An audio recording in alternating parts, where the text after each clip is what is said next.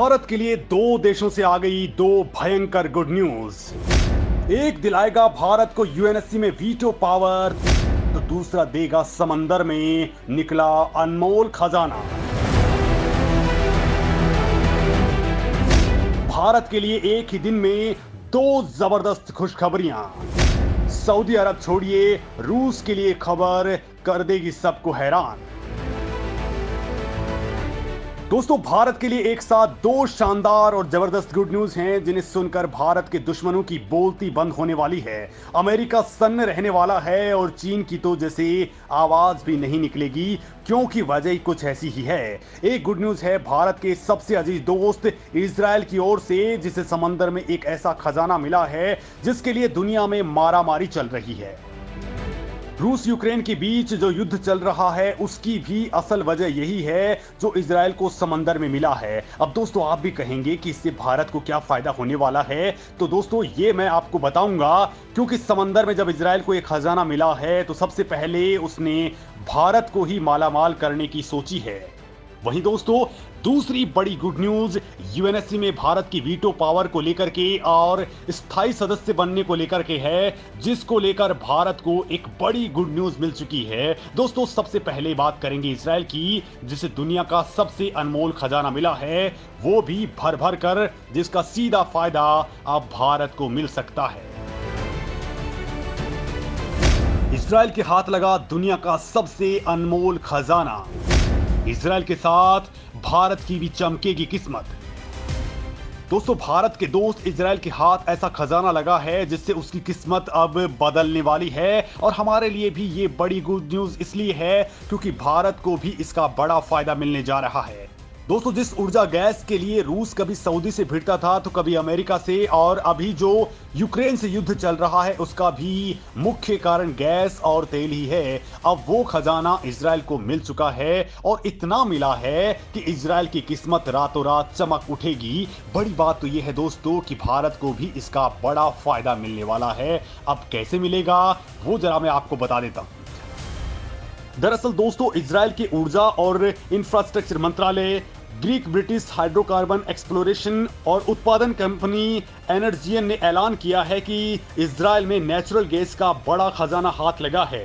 इस आधिकारिक ऐलान में इजराइल की किस्मत बदलती दिख रही है। जिस क्षेत्र पर प्राकृतिक गैस की खोज हुई है उसे केटलन नाम दिया गया है, जिसे हिब्रू में और का कहा जा रहा है। दोस्तों, ऊर्जा मंत्रालय के मुताबिक ये साल 2015 के बाद से इजराइल द्वारा मान्यता प्राप्त पहली प्राकृतिक गैस खोज है, जिस पर ऊर्जा मंत्री इजराइल काट्ज ने प्राकृतिक गैस की खोज के लिए एक और औपचारिक पहचान पत्र एनर्जियन के सीईओ मैथ्यू रिगास को सौंपा है।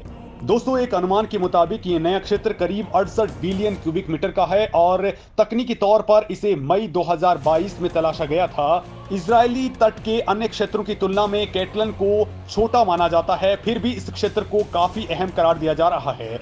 समंदर के अंदर केटलन गैस फील्ड इजराइल के आर्थिक विकास के लिए बहुत मददगार साबित हो सकता है। दोस्तों, इस नए क्षेत्र से अलग एफ्रोडाइट क्षेत्र ज्यादातर साइप्रस के प्रादेशिक जल में आता है। एनर्जियन ने साल 2016 में भूमध्य सागर में इजराइल के आर्थिक जल क्षेत्र में कारिश और तानिन प्राकृतिक क्षेत्रों का भी अधिग्रहण किया था। दोस्तों, इजराइल की सरकार ने घरेलू बाजार में प्रतिस्पर्धा बढ़ाने की डिमांड की थी, जिससे कारिश क्षेत्र में उत्पादन अक्टूबर 2022 से शुरू हो चुका है।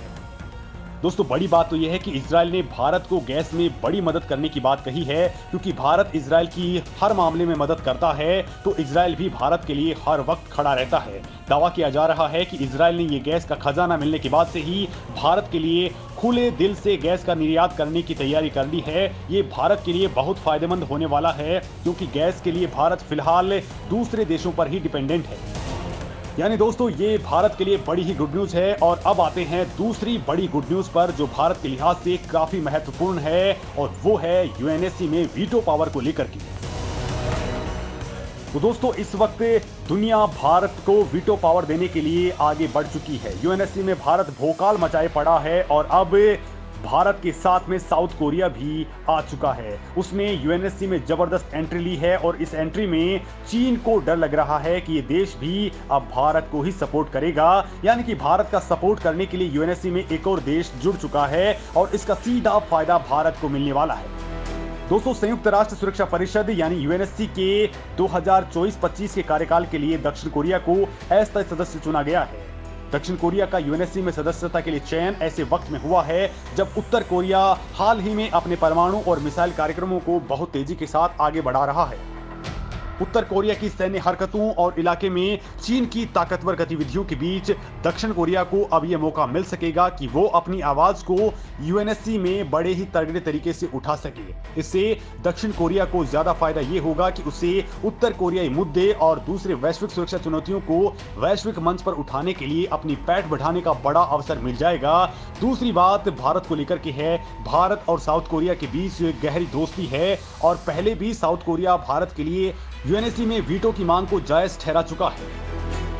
भारत लंबे वक्त से यूएनएससी में वीटो पावर और परमानेंट मेंबरशिप के लिए आवाज उठा रहा है।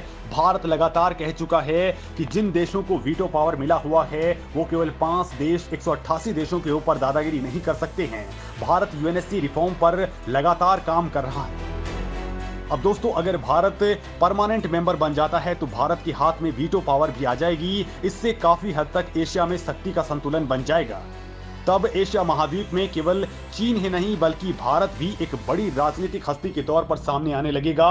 और दोस्तों, भारत की बात इंटरनेशनल मंचों पर कहीं ज्यादा गंभीरता से सुनी जाएगी। लिहाजा दोस्तों, अब भारत यूएनएससी के अंदर तेजी से भोकाल काट रहा है। अब तक एशिया को लेकर के कई ऐसे फैसले यूएनएससी में आते रहे हैं जिसमें चीन ने अपनी मर्जी से फैसले किए और पाकिस्तान को उसने बड़ा फायदा पहुंचाया, लेकिन अब भारत इस मामले में तेजी से आगे बढ़ रहा है। दोस्तों, इस वक्त भारत को अमेरिका, ब्रिटेन, रूस और फ्रांस का सीधा सपोर्ट हासिल है, लेकिन चीन हर मामले में टांग अड़ा लेता है, जिसका ताबीज बनाने के लिए भारत ने अब अपने कदम आगे बढ़ा दिए हैं। दोस्तों, इस मामले में आप क्या कुछ सोचते हैं, कमेंट करके जरूर बताएं।